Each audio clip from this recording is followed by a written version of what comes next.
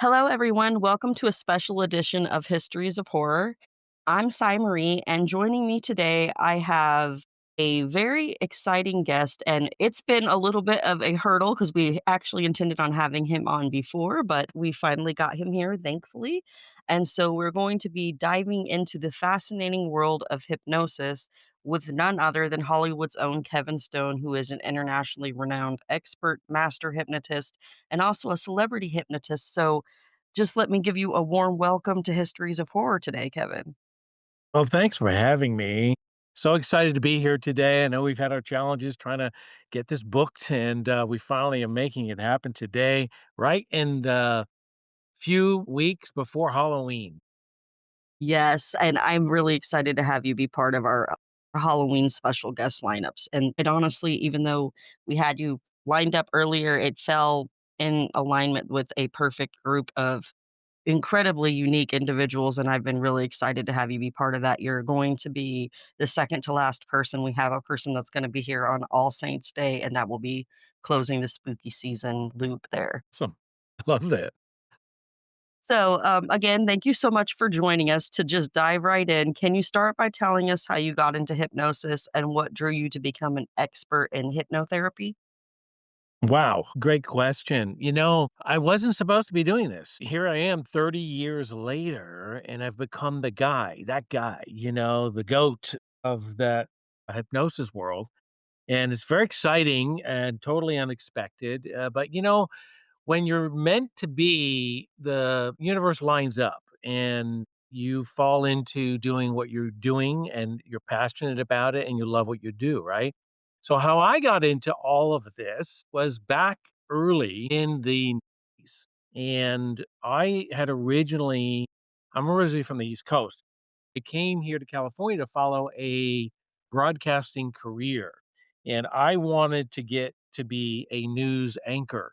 And back in those days, there were certain stepping stones to get into the process, not like it is today with technology. We have podcasts, we have all kinds of people who can create their own formats now. But back then, there was a structure. And I wanted to be a news anchor on one of the major television stations here in Los Angeles. So I was working for the number one radio station back east, and there was an opportunity that opened up here in Los Angeles, and they asked me if I wanted to do it. And I knew that that was the entryway to get to television and to, the stepping stone to get to the next plateau.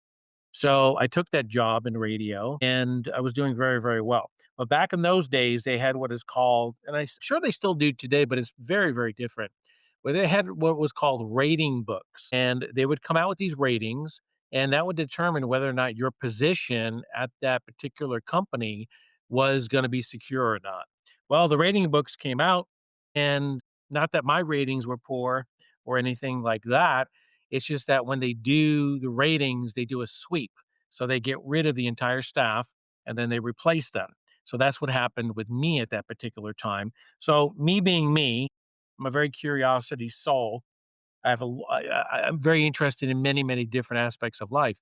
And I kept getting information about this college over in Tarzana that taught hypnosis. And I thought, wow, what an interesting concept. I always had an interest in it because I would read comic books as a boy, and on the back covers, they would always have learn how to hypnotize and all these really cool pictures and interesting articles about hypnosis. And I thought, well, someday.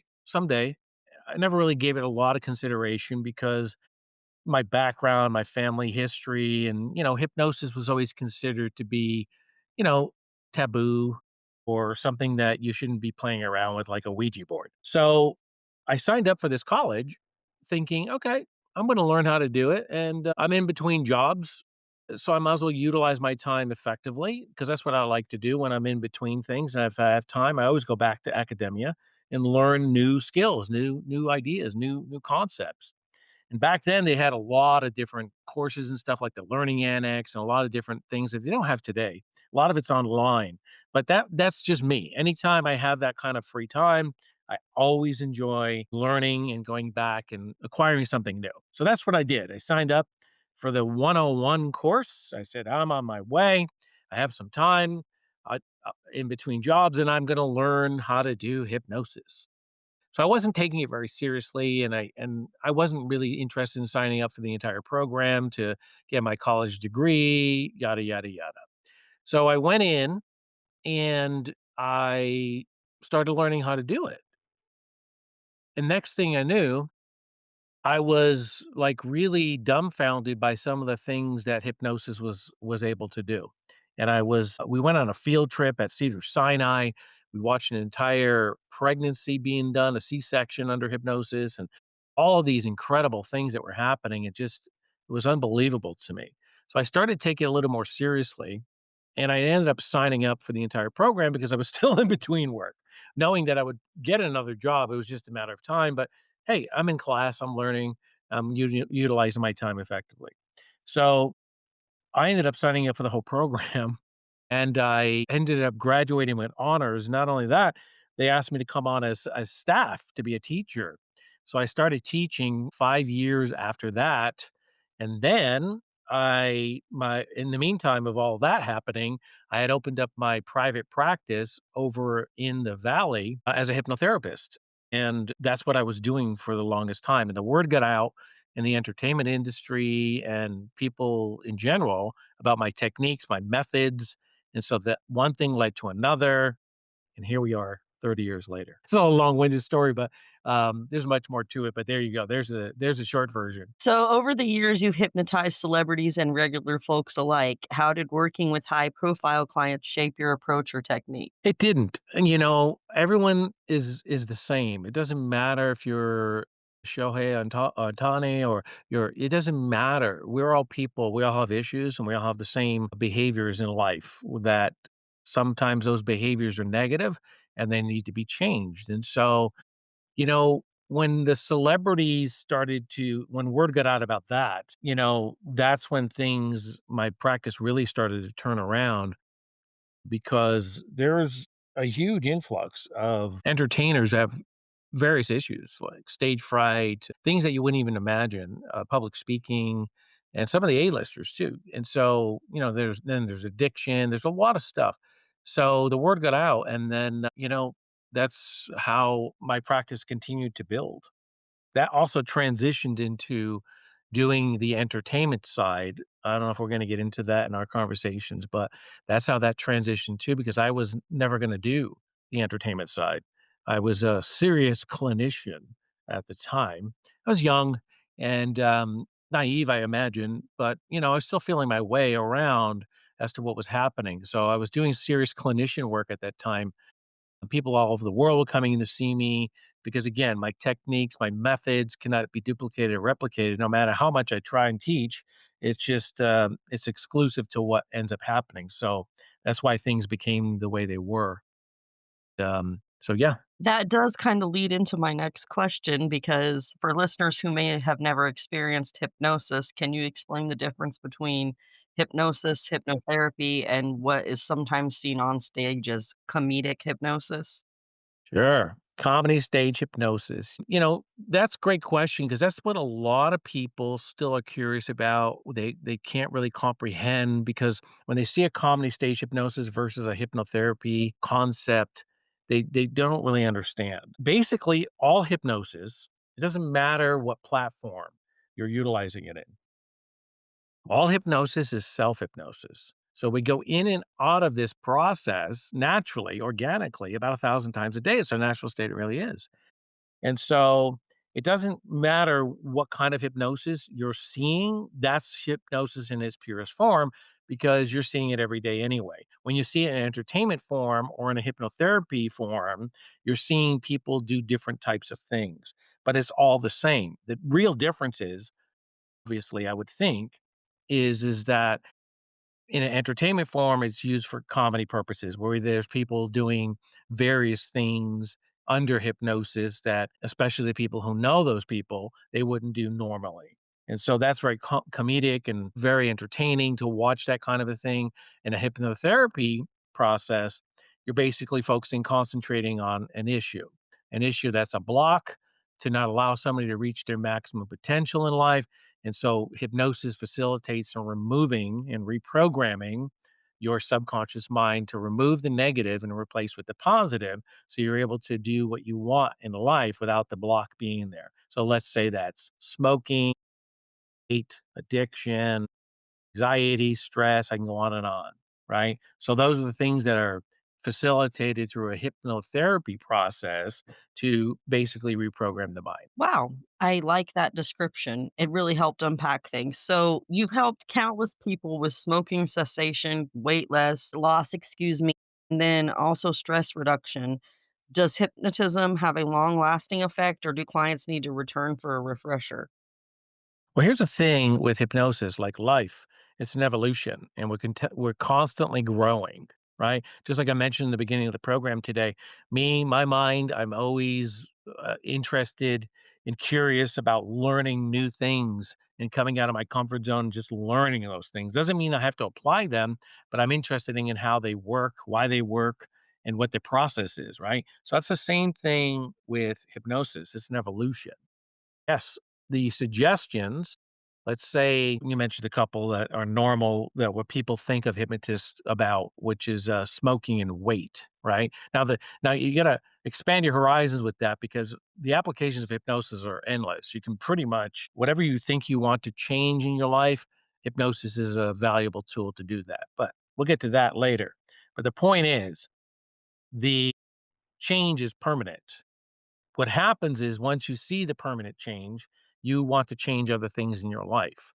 So, yes, you want to continue to come back for sessions because you just discovered something else in your life that you want to overcome, like better relationship or make more money. Again, it is the scope goes beyond what most people think hypnotherapy or hypnotism is really about. It's not about smoking and weight.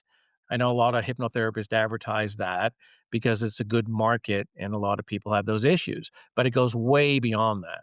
So when people discover that they're successful with those entry points, then they start to realize, well, I can start to change other things in my life. And as life changes for all of us and we continue to grow, we want to continue to have those tools to help us to achieve the goals.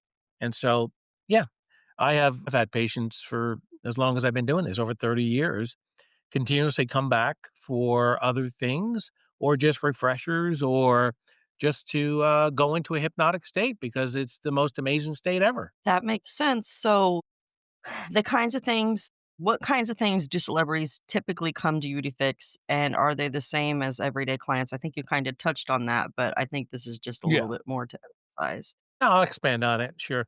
It's the same thing. Look, we're all human. I don't care who you are in life. We're all the same, right? And we all have the issues. We're all human. We all have behavioral conditions that we're not happy with or pleased, and we want to be able to change those. And again, hypnosis is that most powerful, natural, organic tool to facilitate that change. And once people understand what it really is, they get past the cynicism, they get past the critical, the judgment, all the things that they see hypnosis being sensationalized by in TV or in the movies or in even a comedy stage hypnosis show. Once they really grasp what this stuff really is, then they can use the tool for themselves and make the changes in their lives or find a good hypnotherapist to help them facilitate that. So, can hypnosis help with phobia and anxiety attacks, and how does that work in practice? 100%. That's the easy stuff. That's like, smoking and weight, those are the easy things because the mind here's the basic concept when it comes to behavior. All behavior is learned behavior. So the good news is you can unlearn the behavior. So again, hypnosis is that tool that can facilitate that permanently and completely forever. So any phobia, any fear, any stress, any anxiety, anything that you consider negative that's blocking your life, that's prohibiting you from doing anything in your life that you want to do, hypnosis is the tool. 100% absolutely positively. So, one thing people often see on TV is comedy hypnosis. What's the difference Yeah. between that and therapeutic hypnosis? Well, again, we covered that a little bit earlier. And I'll go a little. I'll expand a little bit more on that. Basically, all it's the same. The differences are, of course, when it in hypnotherapy, it's a medical, it's focusing in on issues, hence the name hypnotherapy. So it's more therapeutic, where people are focusing in on their issues that they want to change through the applications of hypnotherapy. Entertainment hypnosis, this is just that. It's strictly for entertainment, but you can incorporate the two. So if you go and check out my YouTube channel or yeah, just or the website, you will see uh, years ago we did a program. In fact, I think most of my television appearances are really about that combination because I go in with the conditions that I'm not there to sensationalize hypnotism because it's sensationalized enough, and that stigma even today, even I am dealing with people, and programs like this is why I do programs like this to again educate, uplift, and inspire people to understand what it really is. And the more people understand that, and in the last, I would say 10 years or so, it's definitely been elevated to be more commercialized where people are understanding, um, because of programs like this and hypnotherapists getting on programs like this and really discussing what hypnosis is and what it really isn't, right? So, the if you go watch the video, was a celebrity fit club where I was called in and we, hypnotized, I don't know, 10 or 12, uh there's a big program about these celebrities losing weight and improving their lives and all this, and I was one of the guests that was called in to help them. Anyway, the video is awesome, go watch it. But of course, it's entertainment because 'cause you're watching as it was a reality TV show. This was the infant stages of reality TV. So, you can see me doing entertainment/hypnotherapy slash hypnotherapy at the same time where it is entertaining. So that's if people need a visual to see and understand what that means, that's I think probably one of the perfect examples. And there's tons of other videos of me doing the exact same thing on other television programs. What I mean by the exact same thing is combining hypnotherapy and entertainment together. And that's what I currently do too, because I do both sides. I'm known globally all over the world for my work as a hypnotherapist, but I also do the comedy stage hypnosis shows. But the way that I do them is not in the traditional style. It's a positive environment. And anyone who partakes in the program for whoever I'm doing them for, I am incorporating hypnotherapy at the end of the show, and it still looks like entertainment. And there are people who walk away from those programs and I get tons of emails all the time of people losing weight, stopping smoking, eliminated their stress, their anxiety, they got into better relationships, and go on and on and on. Because I really don't know in that kind of a platform what their motives are, what they're really wanting to change. But I do know since they volunteered to have fun and entertain the audience and have a full entertainment program, that I know that they're up there also to change something. So, I give those suggestions at the end of the program, and then they email me with all of their success and what's going on, or they're coming in for more traditional hypnotherapy for at that point. So, that's how I combine it. I've always I've always made sure I combined it that way because if you remember, in the beginning of the show today, I said that I was a serious clinician, and I would never ever think about doing comedy or entertainment hypnosis and degrade the caliber of being a serious clinician, right?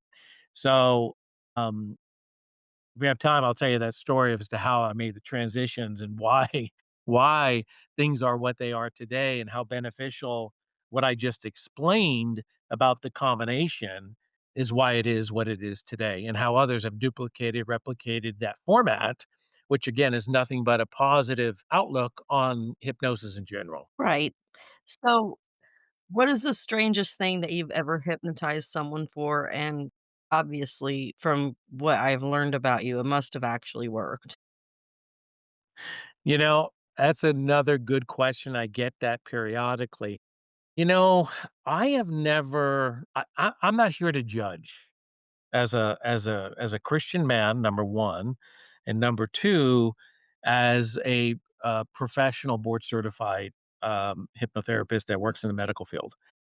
I'm not here to judge, I'm here to understand what the presenting issues are and to determine whether or not it's in my scope or out of my scope of ability. Now, I can say that everything pretty much at this point, after 30 years of doing this, that most everything is in my scope because I have done everything that one's mind can wrap their mind around about what is odd, strange, unusual to the normal, which is smoking, weight, stress management, anxiety, like we've been talking about, which most people understand hypnosis about. So I don't really have an answer, sadly, not to disappoint, but again, I don't see anything as like like I'm gasping like, oh, that's bizarre that you chewed 14 packs of bubble gum at one time and you want to stop. Now, I'm not saying that's one of them.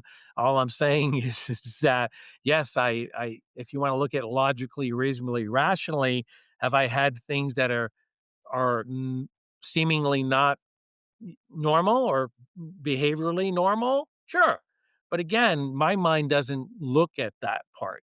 It looks at how can I help them? How can I deprogram to reprogram to let them feel the way they want to be, which is striving towards normalcy or removing the negative behavior so it doesn't interrupt their daily lifestyle so they're able to achieve their maximum potential in life. So that's how I approach everything. So to me, there's no one specific because again, if I was to judge, then, well, okay, smoking is odd and unusual to me, right? It depends on the individual. I know that seems like a pretty lame example, but that's how I've always proceeded with phone calls that people want to seek out my help. I don't see the oddity or the unusualness of what they're trying to do. I automatically go into fix mode. Let's fix it. Let's get to the resolution so you're not bothered by this negativity in your life any longer. So do you work to help them remove the hurdles? And that is spoken like a true clinician. Yeah. Yep. And whatever that is. And again, even the things that your logical mind thinks are normal, where people want to do simple things like they don't want to, I don't even know. I can't even imagine one in my head right now, but let's just think something normal. And they come to me and they want to stop that particular behavior.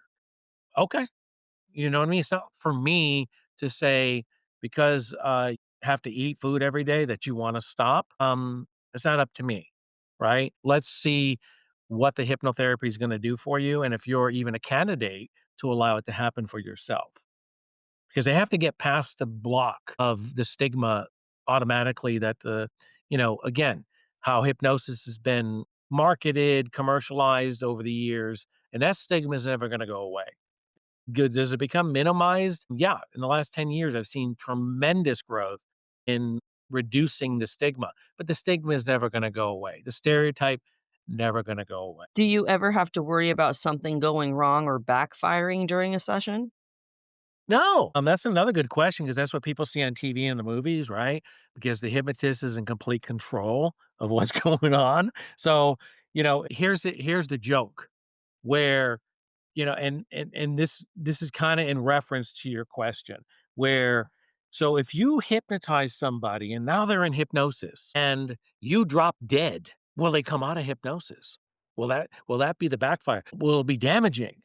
And the answer is no, because if you remember, I've said, and I've been periodically saying it throughout this interview, all hypnosis is self hypnosis. And so, really, all I'm doing as the hypnotherapist is basically guiding that individual into a suggestible state that they're already doing by themselves. So, it's a structure and it's a process, yes. And most people, like I said, we're doing it all day long. So real common forms, just so we can get this out there, because some people are starting to ask, well, what does that mean? What does that feel like? Well, common forms of hypnosis, when you're driving on the freeway highway and you're driving along and the window's open, it's a nice day, you listen to the radio, you listen to this podcast and you're having a good time, you're smiling, your hair is blowing out the window, and it's such a great day, and you're feeling the breeze on your face. And then you realize, which some people are going to do while listening to this podcast right now, that they just missed their exit. It's three exits back somewhere, right? So that's a common form. Other common forms: childbirth, yoga, karate, watching a good movie, reading a good book. Remember when you're back in school and you weren't really paying attention to the teacher, you're kind of daydreaming and just looking out the window and not really listening to what's going on? That's another hypnotic state, right? There's so many different examples of the hypnotic state that we do daily that we don't even know we're doing it. But when you harness the organic power of it and you give the suggestions from a qualified, certified professional, board certified hypnotherapist, then you're controlling the environment. That's the only thing that the hypnotist really is controlling. That means stage hypnotist, clinical hypnotist, doesn't matter. All we're doing is controlling the environment. And what we're doing with the environment is we're controlling it to be a positive environment, flooding the environment with positives and zero negatives in the environment.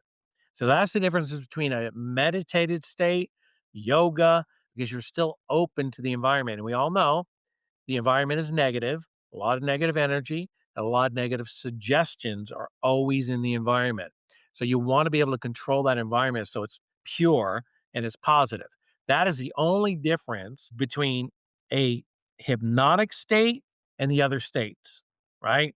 So TV, movies, books have sensationalized it to be that the hypnotist is in control of you. It's not the case. Because listen very carefully. If that were the case, then why would I even be having this discussion right now? I wouldn't. I would just daily go to the bank, hypnotize the tellers, give me money, put it in my trunk, go away, and I have everything I need every day. I don't need to work. I don't need to have conversations with anybody. I have all the resources I need. All I have to do is go hypnotize somebody, right? Makes you sound rather master vampire there. If that were the case, then you better believe that other people would be taking advantage of this situation. Sure, absolutely 100%. So it doesn't work that way, you know what I mean? Now you can debate that because you can bring up names like David Koresh, Jim Jones, you can go on and on, right? So, did they use hypnotic influence? Did they use suggestibility? Yes. Yes, they did. It's used daily, not only in advertising, but it's used daily to yourself as well. That little voice inside your head, either it's positive or negative, right? So, suggestibility is around us all day long. So, why not control that suggestibility to be a positive and not be absorbing the negatives? You see, this is why the listeners right now are wearing the different type of clothing you're wearing, different types of jewelry, because you're suggestible to that type of commercialism because they use it in commercials. They use it every day. Politicians use it every day. There's people who understand the applications and the structure and they utilize it every single day. It's the charismatic kind of saying what everybody wants to hear, kind of. Kinda. Another fancy name for hypnosis and suggestibility. Yes, It's a mirroring, it's all this. It's documented. You can go see it for yourself. How he utilized it, understood it, and in his speeches and his delivery, he, utilized that to do what he did in office. Whether you agree with it or not, it doesn't matter to me because I'm not here to promote one candidate or the other. We're just talking about how this influence called yeah. hypnosis, this natural organic state works, and how politicians, advertisers, everyone is using it who understands it for their benefit to allow their companies or Interest. branding to grow. Yeah, Yes. exactly, 100%. So, yeah, it's really the art of persuasion, and if you can learn it, it's incredibly powerful. That brings me to my next question. Does Mm, hypnotism change a person's personality in any way, and could their friends or family notice changes after a session? 100%. Absolutely. You know, you get somebody in who has an addiction issue, and that addiction could be as simple as chocolate. They have an addiction for chocolate. I'm not even talking about the serious, deeper stuff of, alcohol and drugs and that kind of thing, but it's all the same, right? Addiction is addiction. So let's just talk and keep it simple that it's chocolate. And they eat, 15 candy bars a day. And we all know that eating 15 candy bars a day is not healthy for our systems, our body systems. So they come in, they go, listen, I have this addiction of chocolate and I want to either minimize it or eliminate it completely and totally. Do the loved ones, does the spouse, does the family members see the differences? 100%. And that person also feels the effects because they're not doing something that they feel guilty about anymore and or destroying their bodies with the application of the abuse of, an excess of eating too much chocolate. And that applies to just about every addiction, right? So we're keeping it simple with chocolate.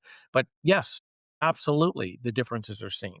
Not only in the individual, but people who know them or work with them. They see it immediately. So, what's one misconception about hypnosis that you wish that everyone understood? Well, I don't wish on anything. I don't believe in chance or luck. I believe in education. I believe in the power of understanding. With hypnosis, we talked about this stigma. We've been talking about it since the beginning of the program. There is always going to be that stigma. Why? Because it creates good storylines, it creates good TV, movie, and it's good sensationalism. Just like I think every career, lawyers, if I throw out lawyers, and not to offend lawyers who are listening, but you know what your stigma is, and you know every day that you may battle as a lawyer and what that stereotype is. So, is this stuff ever going to go away? No. Is it kind of needed? Yeah, I think so. Because like in life, there's always a yin and a yang, and that combination creates the balance of allowing people to fully grow. So, do I really want it to go away? No, because listen, I think that I also utilize the sensationalism a little bit when I do the comedy hypnosis shows, right? I'm using a little bit of that, but also prefacing it with education and having them understand and showing them the outcome on the visual, right? So, that's the differences of how I do it. And I think that a lot of people who get into this field understand that very quickly. And again, they're up against the stereotype and the stigma. And they start, I think, with maturity. In the beginning, I think it bothered me much more than it does today. Today, I don't even really think about it or consider it. I embrace it. And once you embrace something, then that's half the battle. And for me, it's just about educating people. And if they want to take that information, great. They don't want to take it, hey, that's fine with me too. As far as I'm concerned, it's their loss because it's again, I don't have any mysterious powers. I don't have all this stuff. Hypnotists don't have that. What we do is we help people to guide people to take a natural organic state and to utilize that to make the changes in our lives. And once one understands that concept, the rest is just going to fall the way the cards are going to fall. I'm not worried about. I'm not. I don't even think about it. But it's always going to be there, and it's fine with me because I think it balances it out. So, for someone curious about trying hypnosis for the first time, what should they know before booking a session with you? Well, do their research. Definitely go to my website, hypnotist.com, or don't even do that. There's tons of information about me. Google best hypnotist in the world. I have earned that honor. I'm blown away by that when I see it or when people tell me how they found me.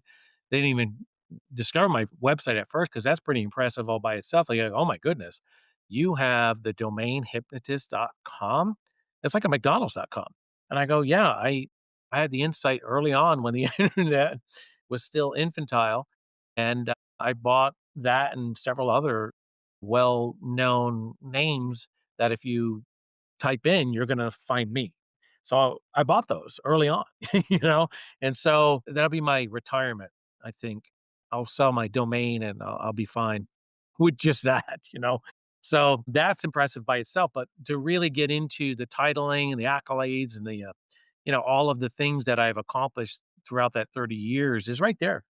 So do your research on your hypnotist, your hypnotherapist to make sure that they're falling in alignment with, what you need, what you want.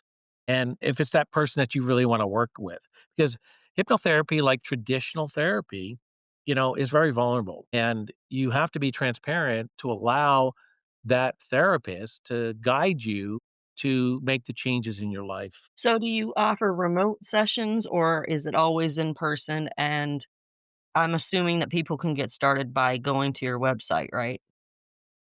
Yeah, absolutely, 100%. So, here's the interesting thing because, again, in the early days, I had a private practice, opened it up in the Valley in Los Angeles, California, and it was all in person. And I've been told, and I don't know, I can't verify this, and it's not that important to me, but I've been told I've been one of the ones who have pioneered what they now call telemedicine. Because what was happening, there were so many people learning about my methods, my techniques, and my reputation was really, again, word of mouth travels fast, faster sometimes than the internet. And all of this was happening in the early to late 90s.